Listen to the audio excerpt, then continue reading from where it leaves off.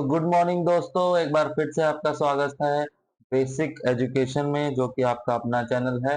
और इसके साथ बने रहिएगा, लाइक शेयर और सब्सक्राइब भी करते रहिएगा। आज एक और करंट अफेयर्स के वीडियो के साथ मैं आपके सामने आया हूँ।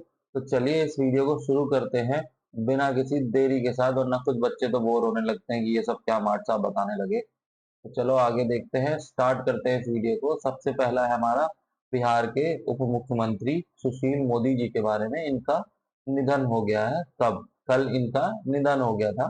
और कितने वर्ष के थे ये थे 72 साल के। कितने?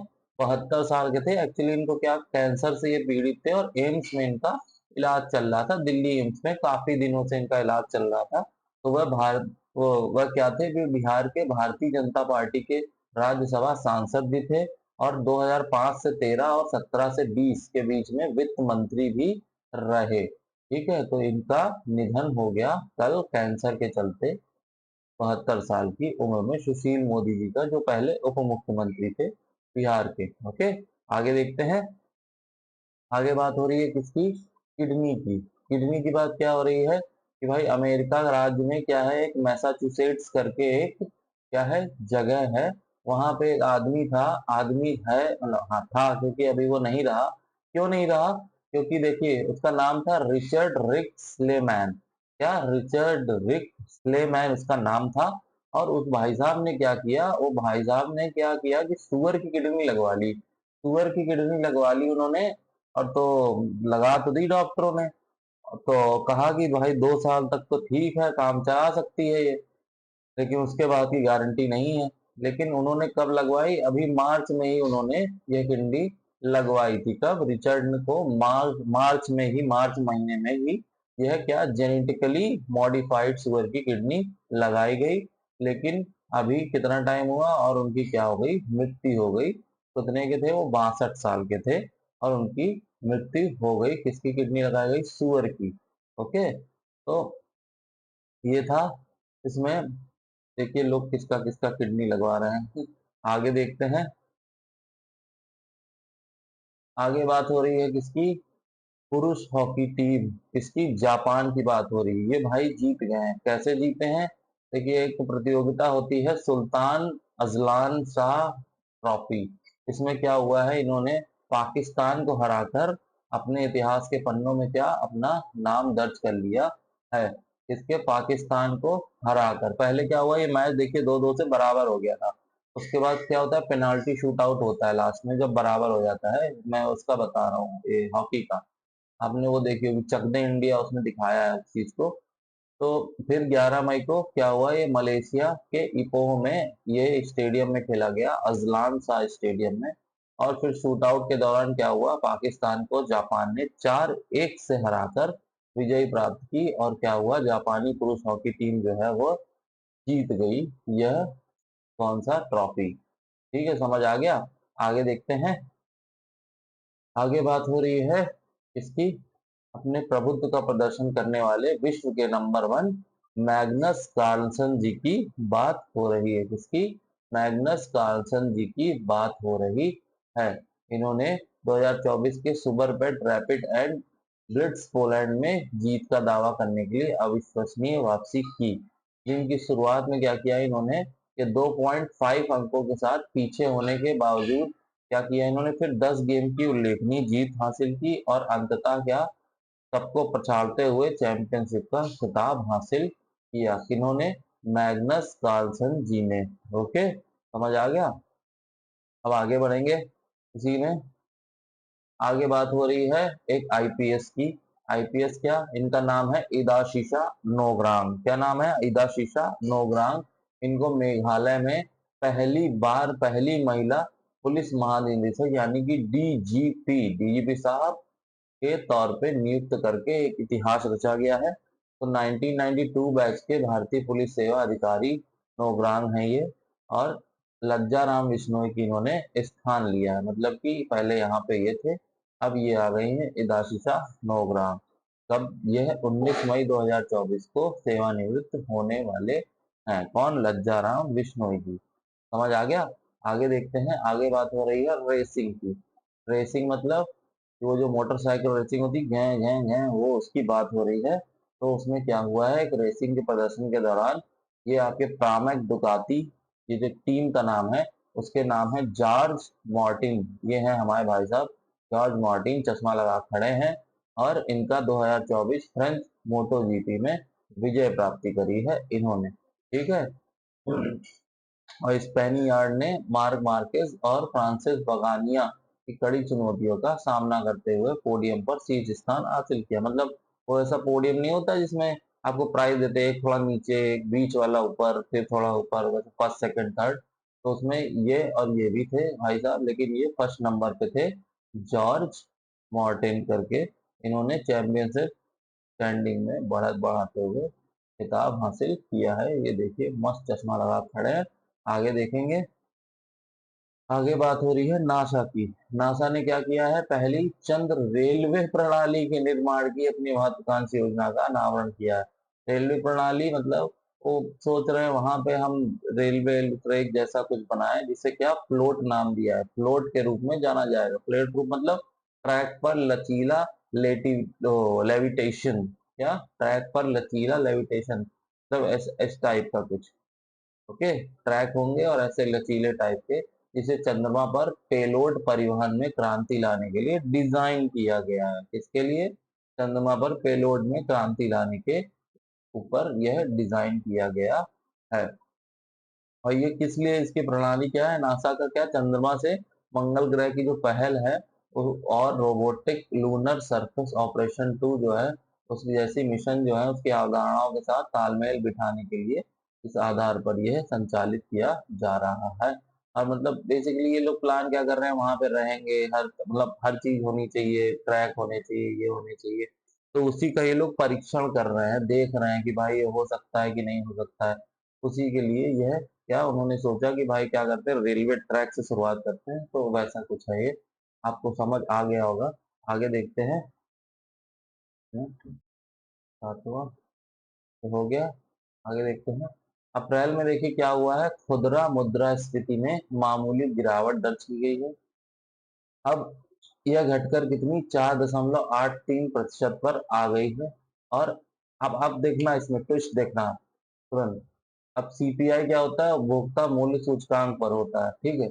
अब इसकी पहले कितनी थी, मार्च में 4.85%, ये इतनी थी, कितनी हुई, 4.83%।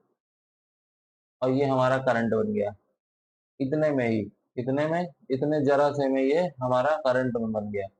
उस दौरान क्या हुआ, खुदरा महंगाई का आंकड़ा 10 महीनों में सबसे कम था।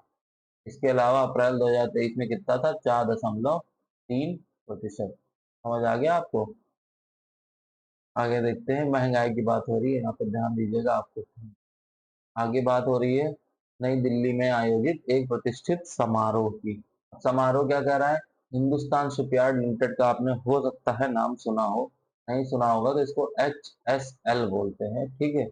HSL के अध्यक्ष और प्रबंध निदेशक कौन, कमोडोर हेमंत खत्री को गांव कनेक्ट द्वारा क्या किया गया है, एक PSU समर्पण पुरस्कार से सम्मानित किया गया है, ठीक है। अब इसमें ज्यादा कुछ समझने की जरूरत नहीं है, आपको पुरस्कार का नाम याद होना चाहिए, किनको सम्मानित किया गया ये याद होना चाहिए, किस कंपनी का नाम है वो याद होना चाहिए। सिर्फ हिंदुस्तान शिपयार्ड की बात हो रही है यहाँ पे, ठीक है। अब आपको बस इतनी चीजें इसमें पता होना चाहिए, और कुछ भी ऐसा कुछ पढ़ने की ज्यादा जरूरत नहीं पड़ेगी। आगे बढ़े, आगे किसकी बात हो रही है, संयुक्त राष्ट्र की। ओके, संयुक्त राष्ट्र ने क्या किया, सर्वसम्मति से क्या किया, 25 मई को विश्व फुटबॉल दिवस घोषित कर दिया। लो, इतना करंट पढ़ रहे थे, इतना पढ़ रहे थे, ये दिन वो दिन, ये सन वो सन, अब 25 मई एक और आ गया कि अब यहाँ विश्व फुटबॉल दिवस मनाया जाएगा। अब हर साल याद रखिएगा कि 25 मई हर साल विश्व फुटबॉल दिवस के रूप में घोषित कर दिया गया है संयुक्त राष्ट्र द्वारा। तो मतलब एक बेसिकली देखा जाए तो दुनिया के लोकप्रिय खेलों में यही माना जाता है, फुटबॉल को ज्यादा, हम क्रिकेट को ज्यादा देखते हैं लेकिन फुटबॉल एक्चुअल में ज्यादा फेमस है देखा जाए तो उसका वैश्विक उत्सव के रूप में क्या है, इसको स्वीकार कर लिया। मील का पत्थर, वही ये सब हिंदी लिख देते हैं, लेकिन बेसिकली क्या है, मील का पत्थर साबित होगा ये वैश्विक उत्सव। और न्यूयॉर्क में क्या, महासभा की कौन सी 80वीं यानी कि 80वीं पूर्ण बैठक के दौरान अपनाया गया प्रस्ताव है ये। ठीक है, समझ आ गया आपको। आगे देखते हैं। और ये हुआ कब, हाँ ये भी मेन है आपका। ये देखिए, जो ये आपकी 1924 के ग्रीष्मकालीन ओलंपिक खेलों की 100वीं वर्षगांठ के साथ मेल खाता है। मतलब कि 1924 से तो ग्रीष्मकालीन ओलंपिक खेल थे, उनकी 100वीं वर्षगांठ थी, इस वजह से इन्होंने यह डिसीजन लिया। आगे देखते हैं।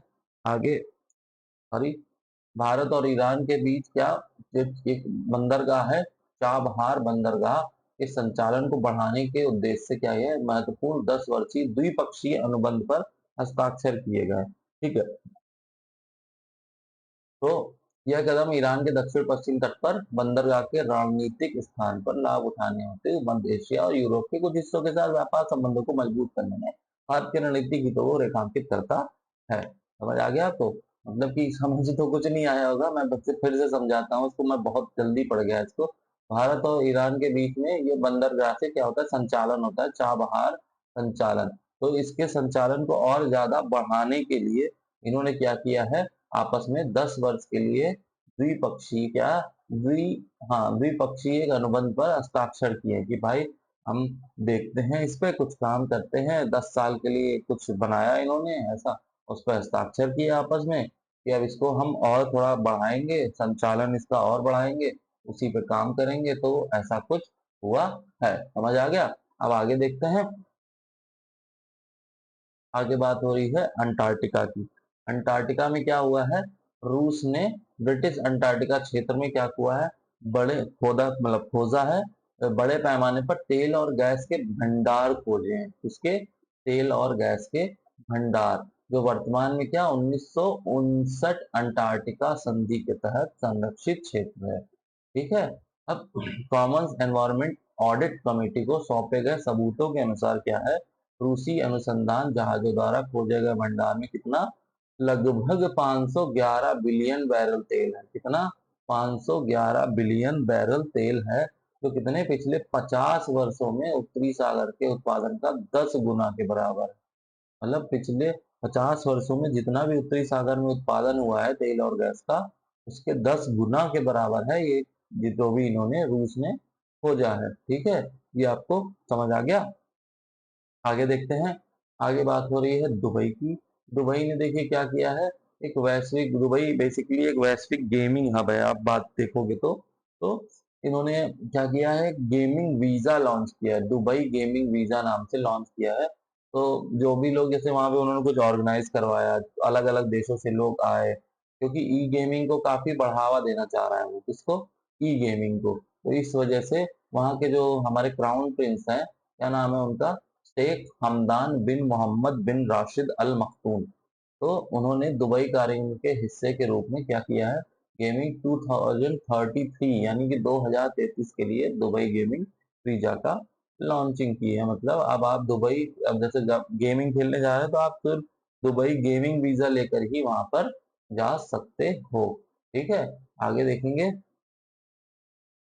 आगे बात हो रही है 14वें नंबर पे, कौशल विकास और उद्यमित मंत्रालय क्या है, वहां पे ने ड्रोन दीदी योजना के तहत 2 पायलट परियोजनाएं के संचालन के लिए महिंद्रा एंड महिंद्रा लिमिटेड के साथ एक समझौता ज्ञापन पर हस्ताक्षर किए हैं। ठीक है, मतलब कि कोई योजना, एक योजना है, क्या नाम है उसका, ड्रोन दीदी योजना, उसमें महिंद्रा एंड महिंद्रा लिमिटेड के साथ इन्होंने समझौता किया है। और 2 पायलट की परियोजनाओं के संचालन के लिए, मतलब कि उन्होंने 2 पायलट की जो भी परियोजनाएं हैं उनके संचालन के लिए महिंद्रा एंड महिंद्रा के साथ इन्होंने समझौता किया है, मतलब हस्ताक्षर किए हैं। और आज का लास्ट क्या है आपका, छत्तीसगढ़ की बात हो रही है।